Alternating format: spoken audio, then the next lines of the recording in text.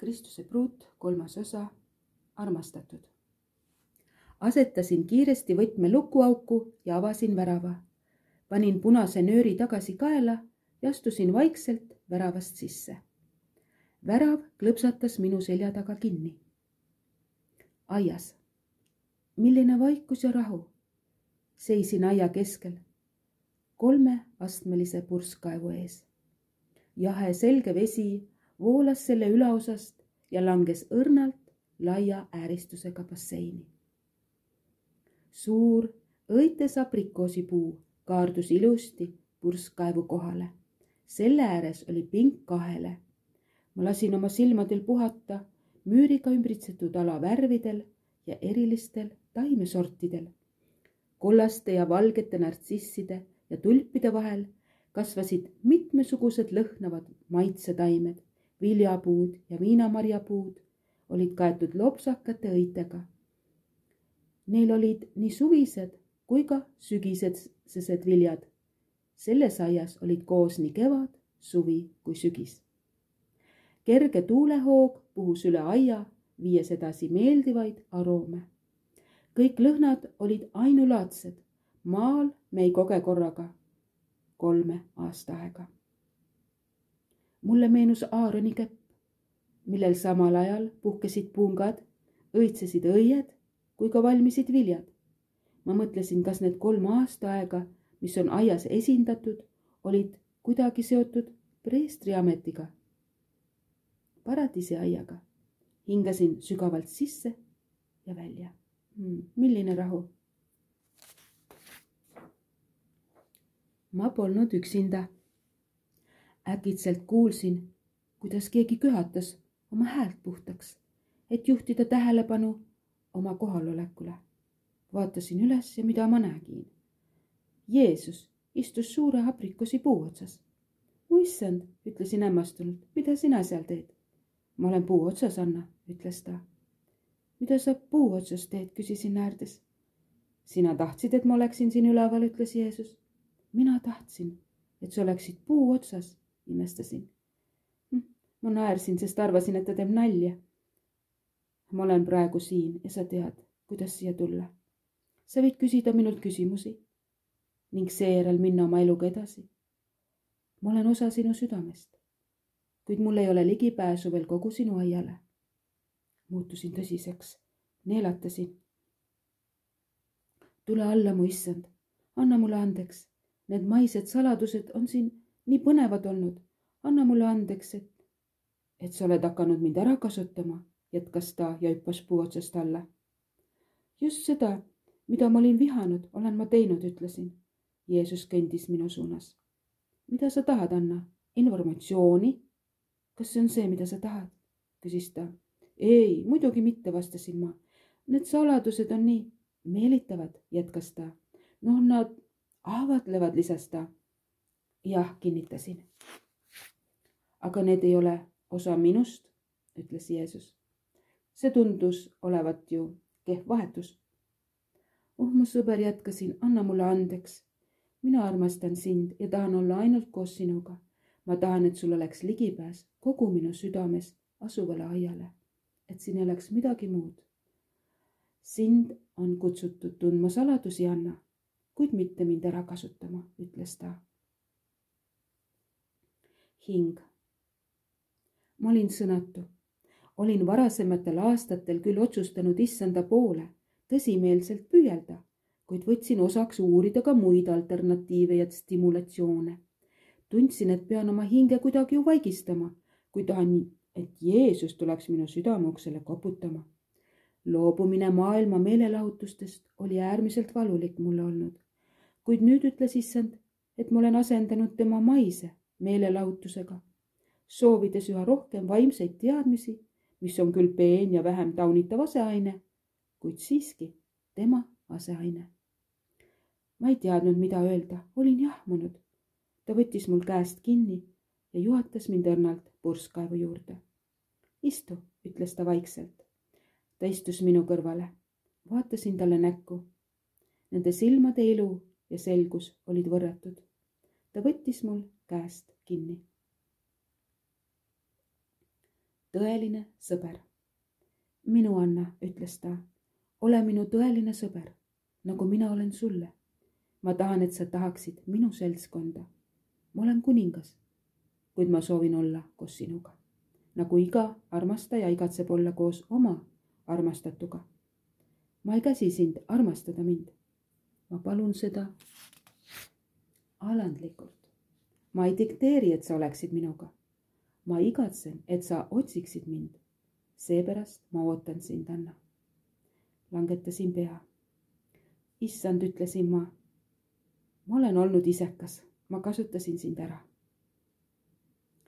Isegi kuningas. Ta võttis mu lõuast kinni ja tõstis õrnalt üles. Anna, vaata mulle otsa. Isegi kuningas soovib, et teda armastatakse tema enda pärast, mitte tema kingituste eest. Ta naeratas mulle. Kui sulle ei meeldi praegu koos minuga olla, siis miks sa arvad, et tahaksid nautida minu seltskonda igavesti? Ta vaatas alla minu kätele. Ja jälitaja tahab, et teda jälitatakse, ütles ta õrnalt. Ta vaatas üles ja siis üle värava. Kas oled kunagi mõelnud, et seisad avatud aiavärava juures, oodates seal mind? Küsis ta. Ei, vastasin. Kas sa ootad, et mina läbiksin kogu selle vahemaa sinuni? Kas sa ei arva, et mul oleks hea meel, kui sina tuleksid mulle vastu? Siis oleks osa vahemaast juba läbitud ja me võiksime üksteist varem näha. Ja, vastasin vaikselt. Ta naeratas. Tule mu arm, lähme jalutama. Ta aitas mul pingilt tõusta. Ta pani oma käe mu vöökoha ümber. Hakkasime kõndima mööda teed, mis keerles aia sees. Ma olen sind enda juurde kutsunud, ütles ta, vaadates alla minu suunas. Vähesed mõistavad, mida see tähendab. Kas sina tahaksid tunda mind nii, Anna? Jaa, ütlesin ebalevalt. Ma ütlen sulle seda värinaga hinges, sest ma kardan, et ma ei suuda teha seda nii, nagu peaksin. Ta naeris. Ma tean seda. Mida see meie suhte jaoks siis tähendab? Tundub, et ma ei usalda sind, ütlesin ma. Nii see on, nõustus ta, aga on see tõsi? Jah, vastasin omakorda. Aga hästi, issand, aita mind. Ma tahan sind usaldada kõiges. Imeline tüdruk, ütles ta, minu armastus. Kas sa ei saa siis aru sellest? Minu soov on olla sinu soov. Minu armastus põleb igavesti, nagu lõõmav tuleleek. Ükskõik, kui palju pisaraid ei suuda seda kustutada. Miks sa ei suuda armastada seda ühte, kes armastab sind nii, nagu mina? Ma ei suutnud vastata. Ma ei teadnud, miks ma ei olnud rohkem pühendunud Jumalale. Raputasin pead. Kes mina olen, et sellist armastust ära teenida? Jeesus ütles. Minu isa on sind välja valinud minu jaoks tarkusega, mis on üle kõigi tarkuste. Tema on valinud sind. Siis ma soovin, et suurendatakse minu soovi olla koos sinuga, ütlesin ma. Selle asemel, et soovida rohkem võitmist või vaimseid teadmisi ja tarkusi. Ma ei suutnud piisavalt kiiresti mõelda, et loetelu jätkata. Raputasin nõutult pead ja pahvatasin. Mina armastan sind. Klammerdusin tema külge ja panin oma pea tema rinnale. Sa oled kõige kallim sõber, kes mul on. Mina armastan sind, lisasin. Ta asetas oma käed armastavalt minu ümber. Sina oled minu oma. Jeesus langetas oma pea, naerdes läbi valu, mis oli segatud rõõmuga. Ta pani oma pea minu lähedale ja ütles vaikselt. Anna, Anna. Tema hääles oli suur valu. Palun, ära tee seda enam. Ta ütles suure värinaga hääles, Anna, ära tee nii enam. Olin talle sügavalt haiget teinud, koheldes teda pealiskaudselt, nagu kedagi, kellega pean suhtlema, et saada seda, mis mul vaja on. Jeesus armastas mind tõeliselt. Ta janunes minu läheduse järgi ja tahtis, et ka mina sooviksin samamoodi tema lähedust. See on ju iga inimese sügavam soov, aga mina otsisin mingeid teisejärgulisi soodustusi. Mu süda hakkas murduma, sest valu tundus olevat piinav. Aed vastas sellele. Mürrilõhn ujutas üle kogu aia. Heitsin pilgu mürri puule. Puu südamest veeresid alla punased pisarad. Astusin natuke tagasi, hoides tal käest ja vaadates tema silmadesse. Mu jumal, ma ei ole sind väärt. Ma ei suuda nii kirglikule armastusele isegi õieti vastata. Ishi, minu mees hebrea keeles.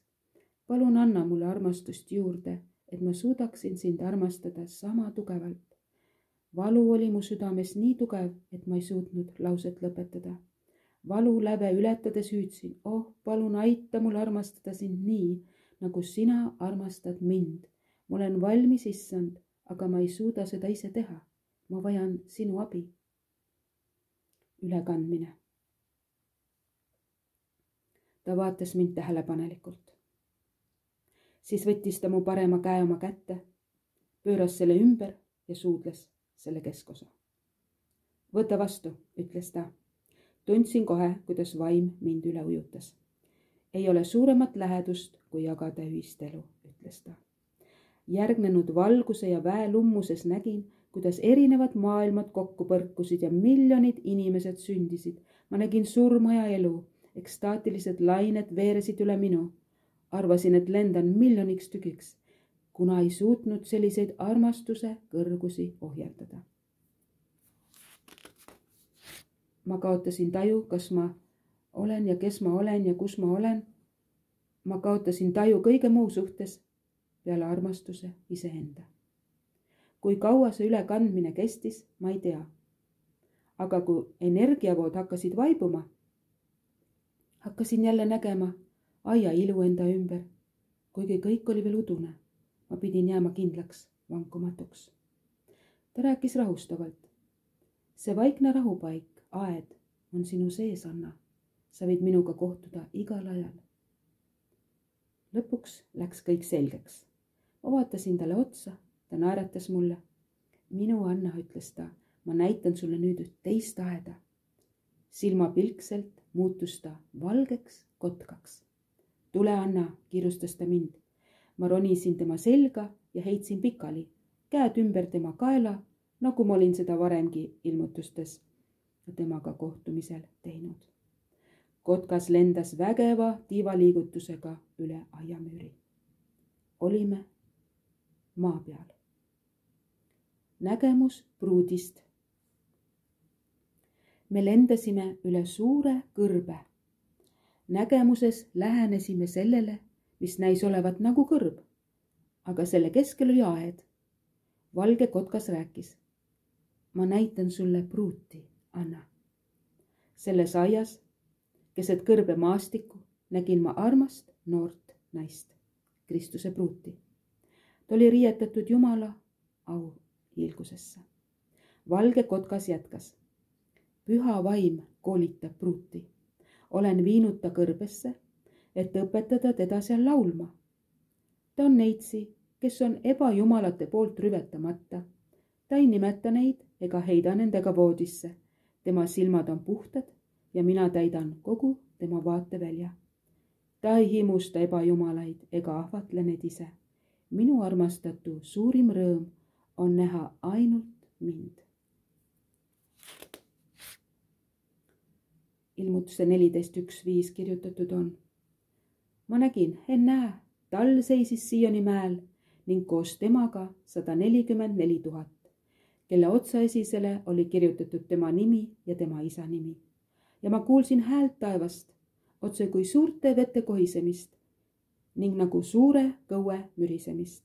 Ning hääl, mida ma kuulsin, oli otse kui kandlemängijate hääl, kes mängivad oma kandleid. Nad laulsid uut laulu trooni ees ning nende 4 olevuse ja vanemate ees ning keegi muu ei suutnud õppida seda laulu, kuivad need 144 000, kes on ära ostetud ilma maalt. Need on need, kes ei ole endid rüvetanud naistega, ebajumalatega. Nad on puhtad nagu neitsid. Need on need, kes järgivad talle, kuhu ta iganes läheb. Need on inimeste seast ostetud esmaanniks Jumalale ja tallele. ning nende suust ei ole leitud valet. Nad on laitmatud. Noor naine hakkas laulma. Hommikutäht, kuid me silme ees, tõused võiksime näha su palet. Paradiisi prints, riietatud ausse, ülendatud pääse, pane taevane õiglus kehtima, kõikide valguste allikas. Halleluuja. Issand jätkas, püha vaim saab olema tema tulesammas ja Jumala auhiilguse pilvesammas. Nagu Iisraeli laste puhul juhib tema teda kõnnumaal ja kaitseb kõige kurja eest, Jumala auhiilgus puhkab tema peal. Aia intiimsus. Meie isa taastab aia intiimsuse Anna. Ta annab mulle pruudi, kes hakkab kõndima minuga käsikäes. Jeesus jätkas. Tulesammas neelab kõik, mis ei ole minust. Pilvesammas katab teda. Püha vaim soovib kirglikult, et mul oleks puhas pruut. Ta õpetab teda ja juhib teda. Ta annab talle võideõlisid ja lõhnastatud vürtse. Ta toidab teda mannaga ülalt, nii nagu ta toitis Iisraeli lapsi kõrbes. Et nii või naa, pruut saab valmis. Ta on hoolitsev ja soe. Ta kasvab ja õitseb ainult minu jaoks. Tema parfüümide lõhn on ainult minu jaoks ja ta laulab ainult minule.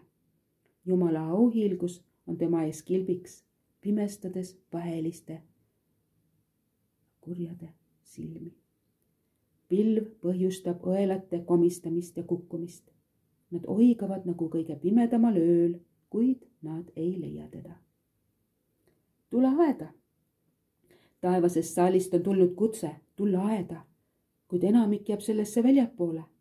Mina ise hüüan, tule aeda, kuid paljud, kes sisenevad, on rahul värava ääres rohtu süües. Vähesed otsivad mind aia keskelt, kuid nende väheste jaoks, kes mind otsides rännakule lähevad, leiavad avatud ukse isa südamesse. Sest aia keskel on sissepääs minu isa südamesse ja tema südames ma elan ja liigun. Mis puutub sinusse, Anna, ütles ta, jäta maha kõik, mis on olnud selles maailmas sinu hingeangruteks. Lase köied lahti, tõmba purjed ülesse ja las mina hoian kurssi. Tule kõrbesse, sest kõrbes on salaaed ja selle aia keskel on uks Jumala südamesse. Lahkusime lennates. Mäed. Nägemus lõppes kõrbeaias elavast Kristuse pruudist. Avastasin, et lendame maal mäeahelike kohal. Meie all asetses lopsakas roheline org. Mitmed mäeveerud olid kaetud õunaaedadega. Puud olid korrapärastes ridades ja hoolikalt hooldatud. Päike paistis jõele, mis neis looklevad läbi oru allapoole. Kuid kui me lähemale jõudsime, mõistsin, et see oli tee. Meie ees kõrgema mäetipu kohal oli suur kivi. See moodustas kõrgema kaljunuki. Valge kotkas oli mind varemgi selle kivi juurde viinud.